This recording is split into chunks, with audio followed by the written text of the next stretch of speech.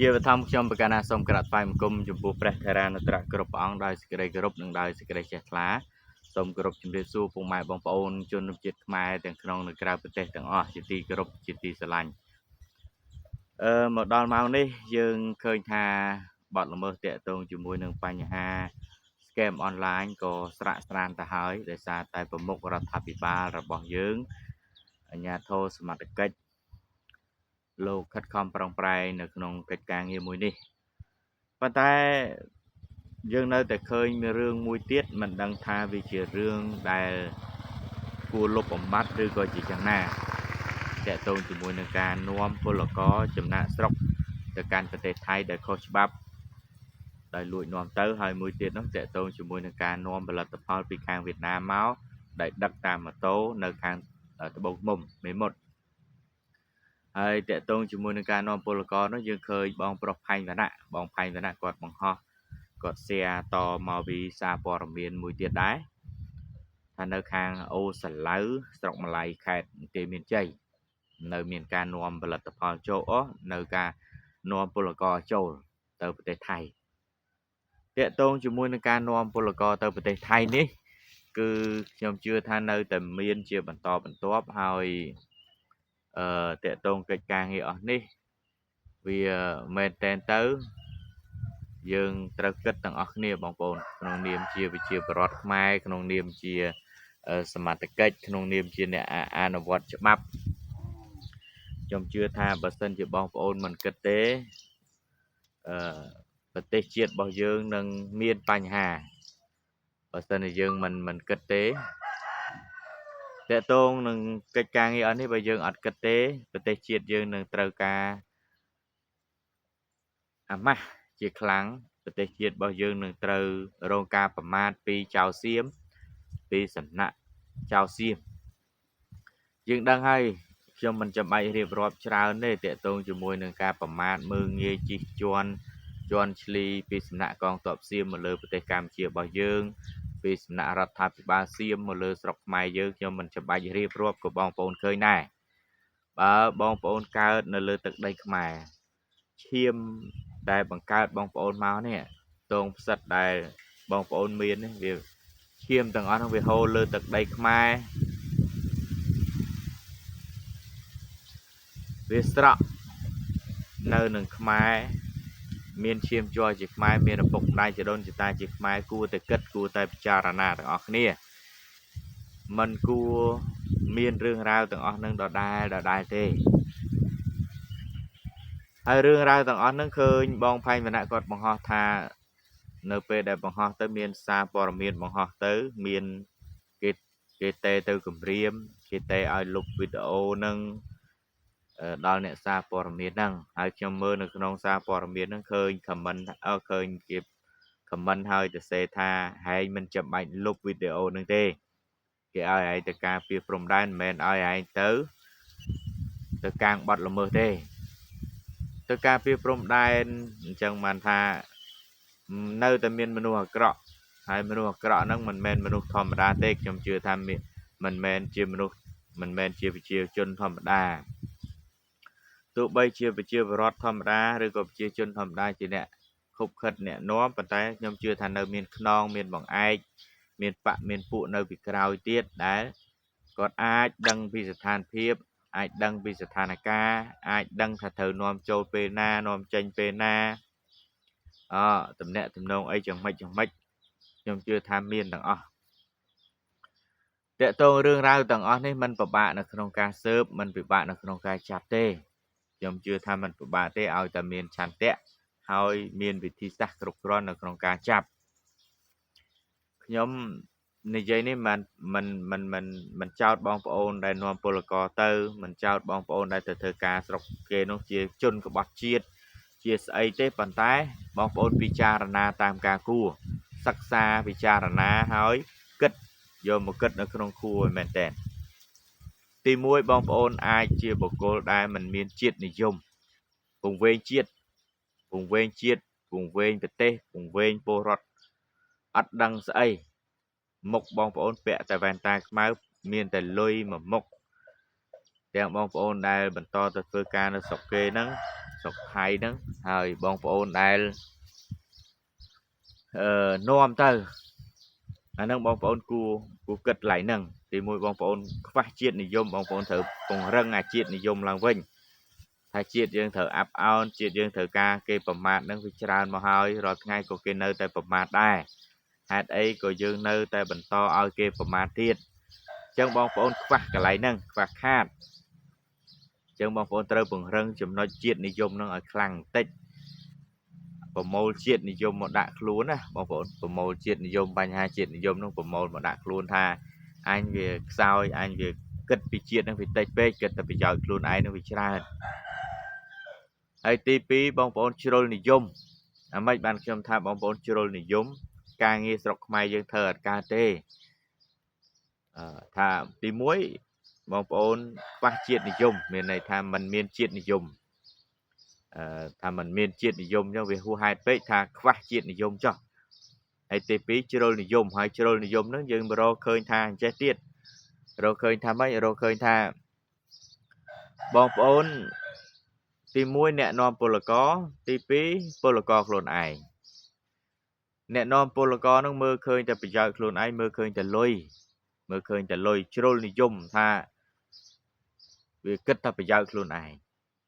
ไอ้ polo ก็nó khó bị càng nghe ở ประเทศไทยnó rồi vừa ở bàn này nó sọc mai bao giờ nó càng nghe cả cô ở đây nè miên chìm niên riệp cờ rố rồi càng nghe riệp cờ rố tới nè miên chìm niên xa đáy mô rô ca nghiệp xa đáy tử nẹ miên chùm niên ấy rốt mà rô nâng tới nẹ miên chùm niên lụa đô chế đăng bị thai mô rộp chứ nam nâng chế lụa chế đô chế thơ mà hộ thơ mà há mô rô xí sọc mai dương mẫu này mô ở trên dương hộ mai dương mẫu nâng chẳng hạt ấy cô toa là tơ thai bàn bong phổ ai ru bàn rồi còn nâng sọc mai nâng ru mình bàn trong xông lựu của tia hò mùi sầm rạp bồ rót đó nè bong muối thơ tê hay nhom này quát nơi sọc thay chiêng đọc cho làm chết mà phơi năm mà vẫn nay con nơi tầm màu sọc mai bình hai quát che chiêng quát che chiêng sầm nắng quát che chiêng đai quát che chiêng gà rô quát về tới quát bạc cải chứ quát bầm mol côn bầm mol trao quát màu tầng đam bay áo màu rosi nơi sọc mai bình hai quát màu thưa chùm ca phong quát đào màu ca chiên đai phong quạt màu ca đi con màu ca nô chân tử kêu sầm nắng ắt chết quá ơi tờ bong ôn miên chan tẹo mùi tha anh luôn nơi sọc mai anh mình treo ca ao chiết đợt xa đợt tây mơ nghe bầm mát ca tiên chuan chli chi chuan rầm lục bầm piên mà lơ bờ tây cam chia bằng anh chia phải chia vào mai ca lơ từ đây mai anh ca anh mau nên hô chiêm cho ra nát lơ đây mai anh thử son côn mai vinh anh đang viên chẳng ảnh hay mến tha thơ ca dọc kê nó vừa về đến tết pan tái nông cả lạ thì xạ bám nè nông sật than phiệp muối nè chia sật than là phiệp đá dương thử miên chiết để chung thử miên và căn krom sờ thoa muối tha anh sẽ lanh chiết anh mình chọn ai chiết sát ở tây của mát mười nghề tệ anh đang chạy tông pol là có pan này phải chia vào rót mai dương muối chùm luôn là nắng cực ba tiệt cho miên và ôn thoa muối anh út to từ nơi sọc thay bàn ca nơi sọc mai với tha hơi đây để thay che với thay cho kết men sọp tới kê nè xây nâu ru riêng miên chỉ vật ấy đọc bầm liền nè cái chân nơi sọc mai và tay mình nuôi với tầm loa muối tha to tại thay xây tích của thay ấy của thay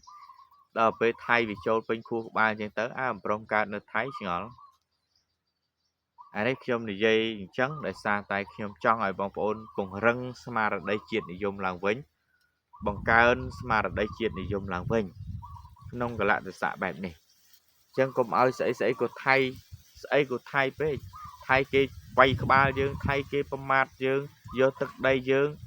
bánh con to biên từ lẹ crop bay đại dương cho và căn dương sắp crop ai giá hay dương nơi thế ao ba tại ở kia vay ao ba tại ở kia cho ăn biết anh đang vì chỉ rương muối đá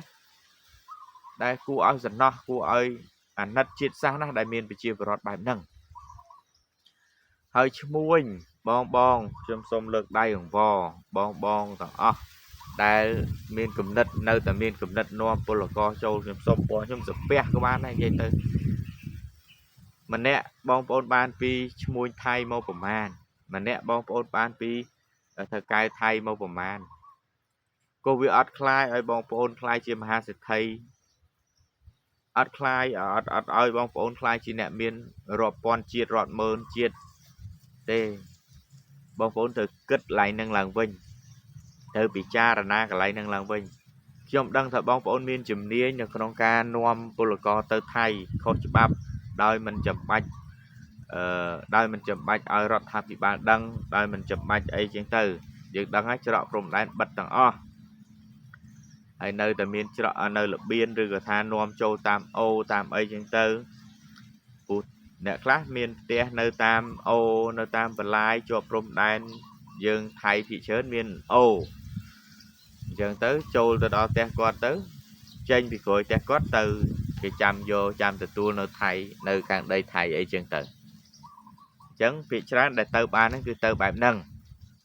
ហើយខ្ញុំមកកាលពីសម័យបាញ់គ្នានោះខ្ញុំទទួលដំណឹងពីខាងបាត់ដំបងមកវិញថាតកែថៃនោះតាក់ទងមកដើម្បីឲ្យជិះយន្តហោះទៅអញ្ចឹងត្រឡប់មកវិញចាំរកវិធីសាស្ត្រមកវិញជាផ្សេងហើយពលករខ្មែរយើងនៅស្រុកថៃច្រើនដោយសារតែពួកគាត់គិតថាស្រុកខ្មែរពិបាកនៅក្នុងការរកការងារធ្វើពិបាកស្អីញ៉ាំពិបាកចេះពិបាកចុះអាហ្នឹងជាគំនិតជាផ្នត់គំនិតរបស់បងប្អូនទេប៉ុន្តែនៅស្រុកខ្មែរយើងមិនមែនដូចអ្វីដែលបងប្អូនគិតឡើយមិនដូចអ្វីដែលបងប្អូនគិតមិនដូចអ្វីដែលបងប្អូនសម័យនោះទេអញ្ចឹងបើបងប្អូនមានជាតិនិយមបងប្អូនជាខ្មែរគួរតែត្រឡប់មកស្រុកខ្មែរយើងដីស្រុកខ្មែរយើងនៅធំណាស់កសិកម្មត្រូវការធ្វើខ្វះអីបងប្អូនខ្មែរយើងដែលទៅថៃហើយមកវិញចេះនេះចេះនោះដូចជាអ្នកខ្លះចេះដាំត្រពាំងបាយជូរគាត់មកដាំត្រពាំងបាយជូរទៅអ្នកខ្លះចេះសំណង់គាត់មកធ្វើសំណង់ទៅអ្នកខ្លះគាត់ចេះចិញ្ចឹមត្រីគាត់មកចិញ្ចឹមត្រីទៅអ្នកខ្លះគាត់ខាងលក់ដូរធ្វើម្ហូបធ្វើអាហារគាត់មករកស៊ីបើកនេះបើកនោះចឹងទៅលក់បុកល្ហុងលក់អាហារលក់អីចឹងទៅហើយសួរថាយើងទៅថៃទៅធ្វើខ្ញុំគេ100ជាតិ10000ជាតិមែនយើងត្រូវគិតកន្លែងហ្នឹងដែរ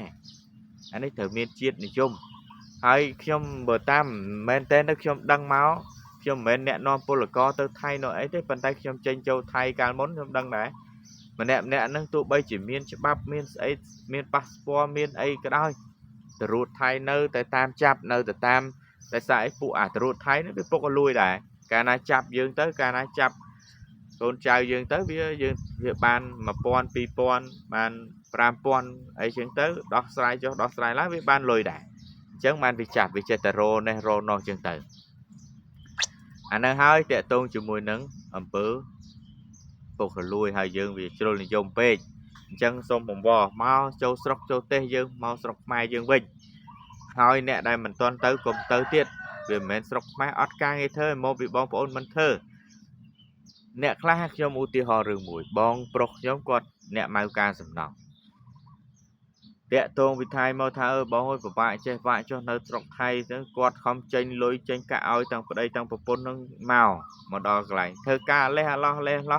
ចុះនៅថៃវាកលីងកលងបាននៅថៃប្លេកប្រឡប់បានបោកប្រាស់បានបោកលុយបងខ្ញុំនឹងទៅថៃវិញទៀតចឹងទៅចឹងបានថានៅលើយើងឯងនៅលើយើងថាយើងអញដាច់ចិត្តថាអញរស់ស្រុកខ្មែរទោះបីងាប់ក៏អញនៅងាប់ស្រុកខ្មែរដែរបើសិនជាអញអត់ការងារធ្វើប៉ុន្តែវាមិនដែលអត់ការងារធ្វើទេបងប្អូនខ្ញុំជឿថាអត់ទេស្រុកខ្មែរបើបងប្អូនចេះផ្សារដែកធ្វើនេះធ្វើនោះឆ្នៃនេះឆ្នៃនោះទៅហើយទៅធ្វើជាងធ្វើនៅភ្នំពេញធ្វើការងារនៅភ្នំពេញនៅអីចឹងទៅហើយអត់ពិបាកទេនៅក្នុងស្ថានភាពសេដ្ឋកិច្ចបែបនេះមករស់នឹងខ្ញុំគិតថាมันពិបាកឯងខ្លាចតែចង់ពុបធ្វើមហាសេដ្ឋីអានឹងវាពិបាកអញ្ចឹងប៉ុណ្ណឹងចោះតាក់ទងជាមួយនឹងប្រជាពលរដ្ឋតាក់ទងជាមួយនឹងឈ្មួញអ្នកនាំពលករគួរតែគិតគួរតែមានគូក្បាលជាខ្មែរជាដើមហើយខ្ញុំសូមផ្ដល់ជាអនុសាសន៍មួយជាគំនិតមួយទៅដល់បងសមត្ថកិច្ចឬក៏ថាអ្នកដែលចង់ចាប់ពិតប្រាកដចង់បិទមិនឲ្យមានការនាំចូលពលករពិតប្រាកដ អានេះជាគំនិតតូចមួយទេគ្រាន់ថាបងប្អូនដែលចង់ទៅថៃហើយថៅកែឬក៏ឈ្មួញនាំទៅថៃហ្នឹងនាំប្រជាពលរដ្ឋទៅថៃហ្នឹងកុំស្អប់ខ្ញុំកុំខឹងខ្ញុំគ្រាន់តែនិយាយដើម្បីឲ្យមានជាតិនិយមទេហើយយកលេខទូរស័ព្ទអ្នកនៅតាមជាដែនទាំងអស់ហ្នឹងអ្នកណាដែលនៅតាមបណ្ដោយបន្ទាត់ជាដែនទាំងអស់ហ្នឹងមកហើយដាក់នៅក្នុង system ទៅថាគាត់តំណតំណងទៅជាមួយនរណាខ្លះ Telegram គាត់នឹងតំណតំណងជាមួយនរណានិយាយជាមួយនរណាយើងដឹងរឿងណាដែលឯកជនរបស់គាត់យើងរក្សាសិទ្ធិនៅក្នុងឯកជនទៅព្រោះការប្រើប្រាស់ទូរស័ព្ទលេខទូរស័ព្ទអីទោះបីជាឯកជនមិនឯកជនក៏ត្រូវបានថតទុករបស់ក្រុមហ៊ុនឬក៏ក្រុមហ៊ុនគេរក្សាទុកដែររយៈពេលប៉ុណ្ណេះគេ delete ចោលឬក៏វាយ៉ាងម៉េចអីចឹងទៅអញ្ចឹងយើងអាចដឹងយើងអាចដឹងថាមុខសញ្ញានេះមុខសញ្ញានោះចឹងទៅវាងាយស្រួលនៅក្នុងការធ្វើកិច្ចការងារហ្នឹងអញ្ចឹងគ្រាន់តែគាត់តាក់ទងទៅយើងកំណត់មុខសញ្ញាមិនមែនយើងចេះតែនេះទេយើងកំណត់មុខសញ្ញាទៅថាគ្រាន់គាត់បងប្អូនមកជួបជុំគ្នាទៅនេះជួបជុំគ្នាទៅនោះហើយបងប្អូនត្រូវការទៅផ្លូវនេះទៅផ្លូវនោះទៅកែនេះទៅកែនោះយើងដឹងអស់ Facebook ក៏យើងដឹង Telegram ក៏យើងដឹងលេខទូរស័ព្ទតាមនិយាយលេខទូរស័ព្ទក៏យើងដឹងគាត់តាក់ទងទៅណាខាងនោះគេធោមកខាងណាគេតំណែងតំណងទៅក៏យើងដឹងទៅអស់គ្នាអញ្ចឹងអាតាក់ទងការនាំពលករនាំអីខុសច្បាប់ទៅហ្នឹងក៏លែងមានដែរហើយការរស់ស៊ីខុសច្បាប់មួយចំនួនក៏គេកាត់បន្ថយដែរប៉ុន្តែគំនិតនេះមិនល្អទេសម្រាប់ជនទុច្ចរិតពួកគេអាចស្អប់ខ្ញុំគេអាចមិនចូលចិត្តខ្ញុំចឹងប៉ុណ្ណឹងសិនចុះបងប្អូនខុសឆ្គងយ៉ាងណាសូមមេត្តាខន្តីអធិស្ឋានហើយនៅតែសាពះគោរពសូមអធិស្ឋានពីបងដែលនាំពលករបងដែលទៅធ្វើការនៅស្រុកគេទៀតថាយើងបង្កើននៅគំនិតជាតិនិយមឲ្យបានច្រើនទៅជាតិយើងរុងរឿងអរគុណច្រើនខុសឆ្គងយ៉ាងណាសូមមេត្តាអធិស្ឋានសូមគោរពលា